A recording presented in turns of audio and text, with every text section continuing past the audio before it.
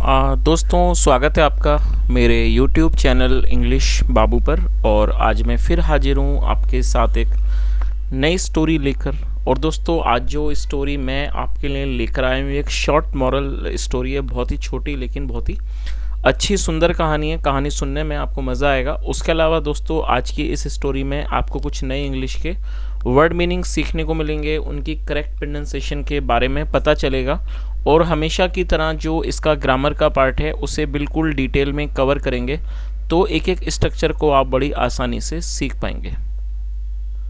तो चलिए दोस्तों आज की इस कहानी को हम शुरू करते हैं और सबसे पहले कहानी का टाइटल देखते हैं। कहानी का टाइटल है द थ्री फ्रेंड्स, मतलब कि तीन दोस्त। तो दोस्तों ये आज की इस कहानी का टाइटल है, शीर्षक है। और अब मैं इसे पढ़ना शुरू करता हूँ। आपसे रिक्वेस्ट है आप कहानी को बिल्कुल ध्यान से सुने और यदि आज की कहानी में आपको कोई नया वर्ड या फिर नया स्ट्रक्चर मिले तो आप उसे नोट करें। और उसके अलावा दोस्तों यदि कहानी अच्छी लगे तो आप इसे लाइक ज़रूर करें। तो चलिए इसको शुरू करते हैं।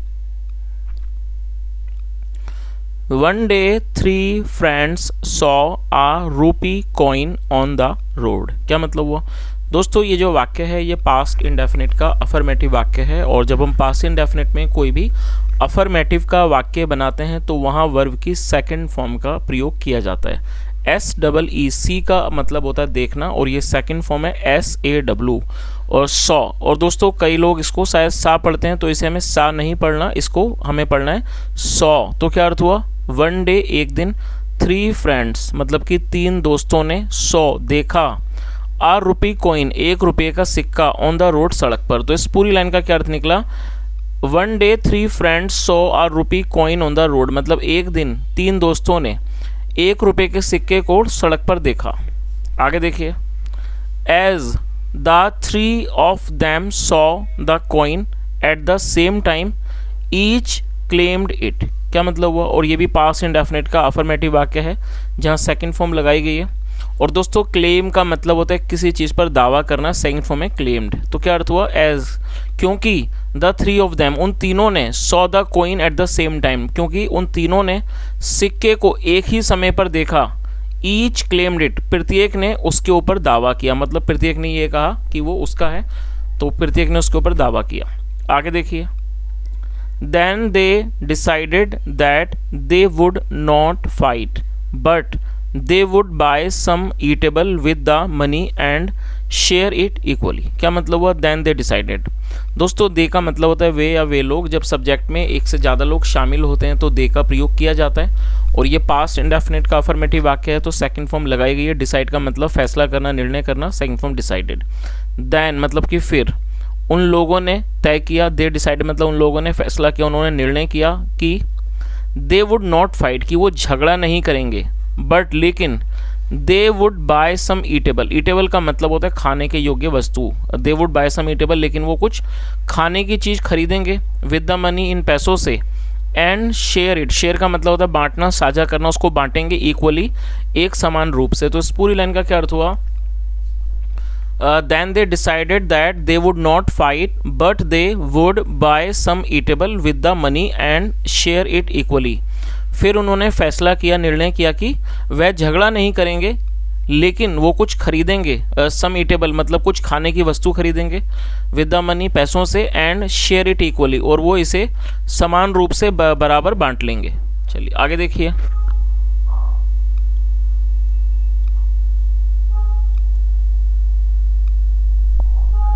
द फर्स्ट वन सेड, जो फर्स्ट वन मतलब पहला वाला, जो पहला वाला था उसने कहा, I want to eat something which taste is sweet. दोस्तों ये जो वाक्य है ये प्रेजेंट इंडेफिनिट का अफर्मेटिव वाक्य है। और जब हम प्रेजेंट इंडेफिनिट में कोई अफर्मेटिव का वाक्य बनाते हैं तो उसकी जो पहचान है वो है ताहे तिये तेहे। इस तरह के जो वाक्य जिन पे ताहे तिये तेहे वाक्य के टेल पर आएगा वो प्रेजेंट इंडेफिनिट के वाक्य कहलाते हैं। और जब हम प्रेजेंट इंडेफिनिट में कोई भी अफर्मेटिव का वाक्य बनाते हैं तो वहाँ सब्जेक्ट के बाद वर्ब की फर्स्ट फॉर्म या फिर फिफ्थ फॉर्म का यूज़ किया जाता है, साथ में ऑब्जेक्ट लगाया जाता है। तो यहाँ पर यदि हमारा सब्जेक्ट आई, वी, यू, दे या प्लूरल होगा तो हमें वर्ब की फर्स्ट फॉर्म का यूज़ करना होगा जैसा यहाँ किया गया। लेकिन अगर मान लीजिए यहाँ जो सब्जेक्ट है वो ही, शी, इट या फिर सिंगुलर नाउन होगा तब हमें वर्ब की फिफ्थ फॉर्म का यूज़ करना होगा। अब देखिए यहाँ पर जो वाक्य है, यहाँ पर दो वर्ब का प्रयोग किया गया, तो आपको ये चीज़ भी याद रखनी है कि जब आप दो वर्ब का कोई वाक्य बनाएंगे तो पहली वर्ब के बाद आपको टू लगाना है कंजक्शन के रूप में, उसके बाद आपको वर्ब की फर्स्ट फॉर्म का यूज़ करना होता है। तो इसका क्या अर्थ हुआ, आई वॉन्ट टू ईट, मैं खाना चाहता हूँ, समथिंग, कुछ ऐसा, विच टेस्ट इज स्वीट, जिसका स्वाद मीठा हो।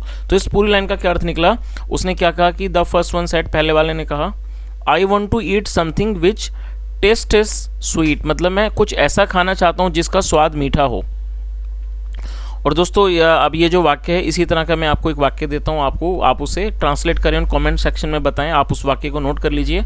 वह है कार खरीदना चाहता है। आई रिपीट द सेंटेंस, वह कार खरीदना चाहता है। जो मैंने आपको वाक्य दिया ये प्रेजेंट इंडेफिनिट का ही अफर्मेटिव वाक्य है। अब आपको यहाँ पर ये डिसाइड करना है कि यहाँ पर फर्स्ट फॉर्म का यूज़ होगा या फिर फिफ्थ फॉर्म का। चलिए आगे देखिए।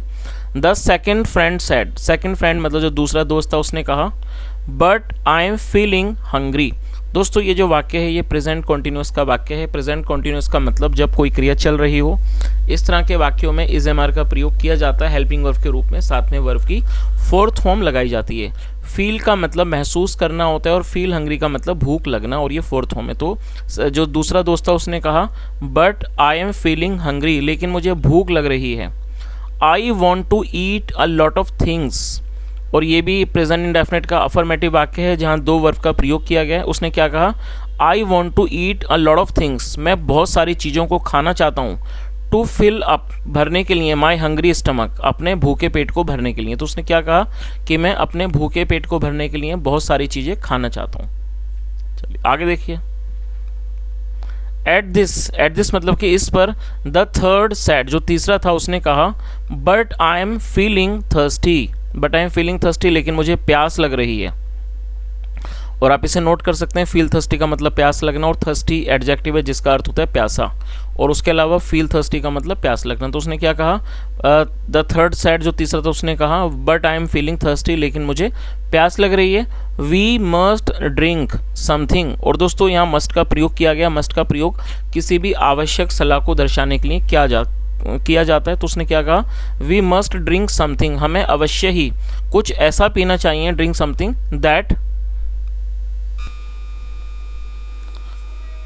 Would quench my thirst too. तो उसने क्या कहा, वी मस्ट ड्रिंक समथिंग मतलब हमें कुछ ऐसा पीना, अवश्य पीना चाहिए, something that would quench my thirst too, जो मेरी प्यास को भी बुझा दे। और क्वेंच थर्स्ट का मतलब होता है प्यास बुझाना। तो उसने तीसरे वाले ने क्या कहा कि हमें अवश्य ही कुछ ऐसा पीना चाहिए जो मेरी प्यास को बुझा दे, मेरी प्यास को भी बुझा दे। आगे देखिए। An old man saw them arguing. दोस्तों ये जो वाक्य है ये भी पास्ट का अफर्मेटिव वाक्य है। आर्ग्यू का मतलब होता है बहस करना, और ये सी की second form so. An old man saw them arguing, और देम का मतलब हुआ, जो देम है यहाँ पे ऑब्जेक्ट के रूप में प्रयोग किया गया। जब ऑब्जेक्ट में एक से अधिक लोग शामिल होते हैं तो देम का यूज़ किया जाता है। तो क्या अर्थ हुआ, an old man saw them arguing मतलब एक बूढ़े आदमी ने उन्हें बहस करते हुए देखा। He led them to a fruit shop. दोस्तों लीड, LEAD, लीड का मतलब होता है ले जाना, सेकंड फॉर्म में लेड। तो क्या अर्थ हुआ, ही लेड देम, वह उन्हें ले गया, टू अ फ्रूट शॉप, वह उन्हें एक फलों की दुकान पर ले गया। चलिए आगे देखिए।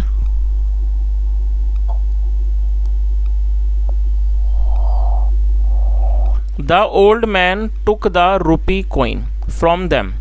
और दोस्तों टेक मतलब लेना, सेकंड फ्रॉम टुक। तो क्या अर्थ हुआ, the old man took the rupee coin from them मतलब बूढ़े आदमी ने जो रुपए का सिक्का था वो ले लिया, फ्रॉम देम उनसे वो ले लिया, and bought a small bunch of grapes. और बाय मतलब खरीदना, सेकंड फ्रॉम बॉट, और उसने खरीद लिया a small bunch of grapes, bunch मतलब गुच्छा, एक छोटा अंगूरों का उसने गुच्छा खरीद लिया। तो इस पूरी लाइन का क्या अर्थ हुआ कि जो बूढ़ा आदमी था उसने उनसे सिक्का ले लिया और उसने एक छोटा अंगूरों का गुच्छा खरीद लिया।